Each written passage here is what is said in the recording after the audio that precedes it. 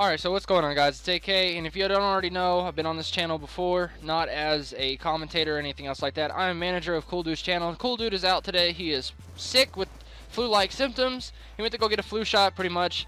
That's pretty much all I got the details from. You know, pretty much what they do is they infect you with a little bit of the flu virus just to get you sick a little bit, and then what ended up happening is your immune system comes in and attacks it and makes you immune to the virus. So that's pretty much all I know about that. You know, that comes from a really reliable source. My aunt is a nurse. If that's wrong, then she doesn't need to be a nurse. But anyway, I'm here to tell you guys a story today, and the story today is my California trip back whenever I was younger. So a lot of you guys know I'm 24, and I've lived on my own quite a bit. Temporarily right now, I'm staying with my grandparents and everything.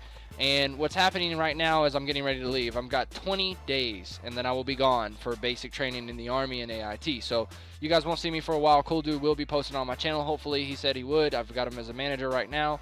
What you're watching in the background is a 50 bomb. I am in the gameplay with him, but that's pretty much all I want to talk to you guys about in the gameplay that's on screen. Hopefully, you guys enjoy. We're just completely mopping these kids up. So let's go back to, I think it was 2000 and I graduated in 2008. I think this was about 2012 or yeah, I think it was 2012. So in March of 2012, I decided that I was going to go to California. Now, a lot of you guys know that I did graffiti back in the day on my channel. If you guys are over here from my channel, if you're not, yes, I did graffiti. That's how come I got into graphic design finally. And I didn't want to get in trouble anymore for doing art. You know, I consider graffiti art depending on what you do. And I did murals and I did pieces and stuff like that, and did pretty cool stuff with, like, you know, murals, obviously, like scenes and stuff, beach scenes and stuff like that. I started art back when I was in high school. I took 4 years of art, and it's just transitioned into something that I've really enjoyed. I'm really gifted at it. I can do portraits. I can do a lot of stuff. So pretty much what ended up happening was I had a friend here in Oklahoma City where I live now. He pretty much told me that he was going to go back to San Diego, and he was going to go visit the chapter that we were in, the crew that we were in, a graffiti crew. Graffiti crews get mistaken as gangs a lot of the time, and that's not the fact. We're not a gang, but we do watch out for each other. We do fight and stuff like that with other crews whenever we're on other people's territory. So I mean, you could really say that we're pretty much act as a gang, but you know, we don't go out and kill people or anything else like that. We take up territory, and we go put up our, you know, our sign and stuff like that. So if you guys think that's retarded, that's fine. This is just something I was into because it was art, and it was kind of, you know, exhilarating. You know, you got that rush, the feeling, and everything else like that. I have run from the cops quite a bit.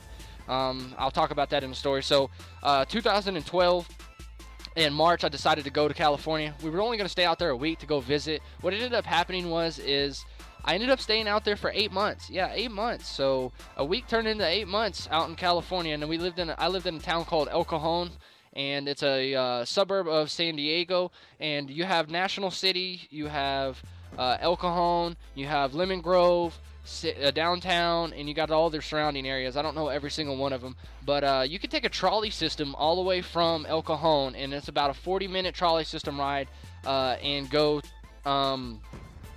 to downtown San Diego. Now, I did this quite a bit. You know, I ended up getting a job out here and moving out on my own, and I ended up staying out there. So I ended up getting a job at the San Diego Padres Stadium. Yes, the professional baseball team. What I did out there was this cleanup crew whenever they were in town, and we'd probably work like a couple days. It worked with the season and off season. So these guys would come in, the professional players. I've seen all types of cars, by the way, these guys. I've seen Maseratis and Lamborghinis and everything else like that out in California, which was awesome. Another thing is, you know, while I was working there, I got to meet some of the players and everything. I don't even remember the names. I'm not a baseball fan whatsoever. I'm an NBA fan. I don't even really watch NFL. I watch college football and professional basketball. Those are what kind of fans. But back to the story, guys. So we went out there, and for a lot of you guys that don't know, or if you guys want to ask, you know, this was the time whenever medical marijuana was huge out in California. It's been huge for a while, but, you know, we went ahead and went out there for that particular reason too, besides going out and see our chapter. Our chapter probably had about 50 members in it, and we all went out and we would go around and spray paint on billboards and everything else like that. We never did churches or homes or anything else like that because it's really disrespectful. A lot of people are going to say that it's disrespectful that I did it anyway. You know, that's fine. You know, you can hate all you want, and you can dislike this video if you don't like me commentating on this video. You know, Cool Dude's sick and he asked me to do something, so you know, he's one of my best friends, and you know, we're working together on YouTube and we're in the same clan, so I'm going to go ahead and take this opportunity. So if you haven't subscribed to me, please go over and subscribe. Starting the road to Master Series, but kind of got off topic there. So as we were in California, what ended up happening was I stayed out there and I started doing a lot of graffiti, and we started running from the cops. I'll give you this one story. So there was about 10 of us, right? So we went out and we found this billboard that's in downtown San Diego, right? So I'm up on this billboard. I'm about 35, 40 feet up in the air. What ended up happening was you have to climb up on top of this building in order to get to the ladder and then jump about 5 feet to get to the ladder.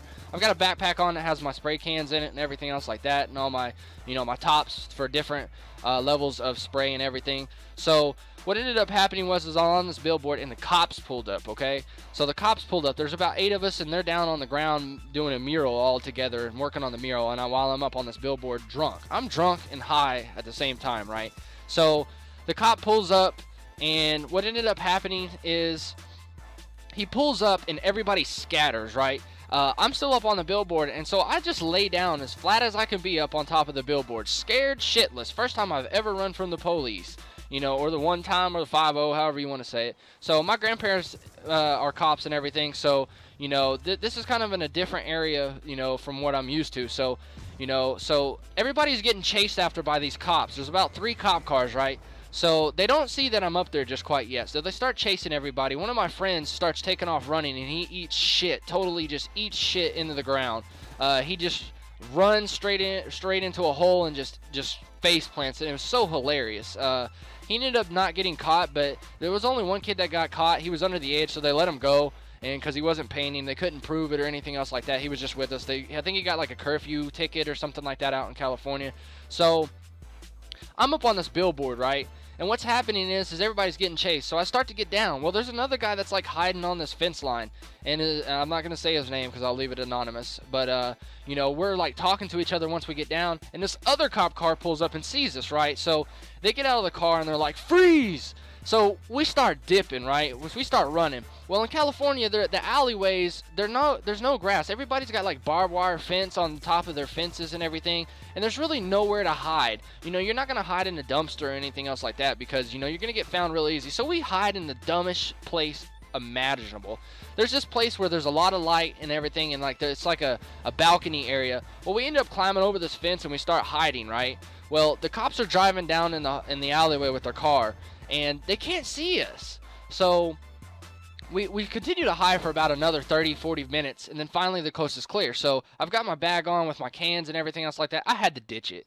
You know, they stop you and everything like that, and you got markers in your pockets and everything. They're going to stop you, and they're going to wonder what the hell you're doing, and they're going to, you know, link us to the thing. But they can't prove it, but they're going to stop us, and they're going to detain us, and they're going to question us, you know. And I've never been arrested in my life. I've never even had a seatbelt ticket, so this is way out of the normal for me. So we're running, right?